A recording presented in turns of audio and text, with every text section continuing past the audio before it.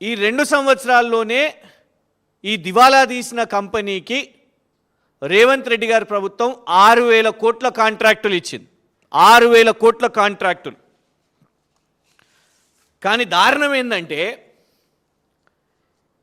ఈ కంపెనీకి ఏమో ఒకవైపు తెలంగాణ కాంగ్రెస్ ప్రభుత్వం నుంచి కాంట్రాక్టులు వస్తాయి.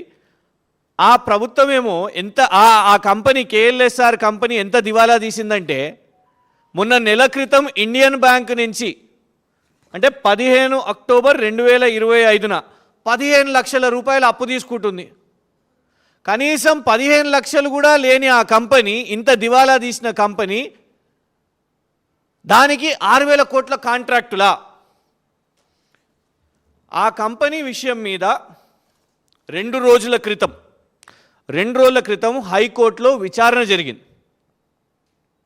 ఇదే కంపెనీ ఆల్రెడీ ఎన్సిఎల్ఏటి చెన్నైలో ఒక జడ్జి గారు నా మీద ఒత్తిడి పెడుతున్నారు, ఫేవరబుల్గా ఆర్డర్ ఇవ్వాలి, ఆ కంపెనీకి ఫేవరబుల్గా ఆర్డర్ ఇవ్వాలి అని నా మీద ఒత్తిడి పెడుతున్నారు, నేను ఈ ఒత్తిడిలో తీర్పు ఇవ్వలేనని తప్పుకున్నారు. అదో పెద్ద సంచలనమైంది.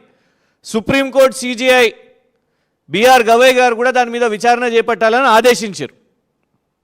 అయినా కూడా మరి ముఖ్యమంత్రి రేవంత్ రెడ్డి గారికి సంబంధించిన ఈ కంపెనీ దాని మీద ఆరోపణలు వస్తున్నాయి, అయినా కూడా ఇవాళటి వరకు పెదవి విప్పలేదు. అయితే 2 రోజుల క్రితం హైకోర్టులో జరిగిన విచారణ ఇందులో చాలా స్పష్టంగా ఉన్నది. ఒక 2-3 కంపెనీలు, చిన్న కంపెనీలు, వాళ్ళు ఇందులో కాంట్రాక్టులు చేస్తే వాళ్ళకి ఎన్నో లక్షల రూపాయలు, 2 లక్షలు, 5 లక్షలు, 10 లక్షలు వాళ్ళకి బిల్లులు ఇవ్వాలి. ఆ బిల్లులు కూడా ఎగ్గొడుతున్న కంపెనీ ఇది. వాళ్ళు ఏకంగా సిబిఐకి ఫిర్యాదు చేసి సిబిఐ ఎందుకు దీని మీద చేపడతలేదు అని హైకోర్ట్ ఆఫ్ తెలంగాణకు అప్రోచ్ అయ్యారు.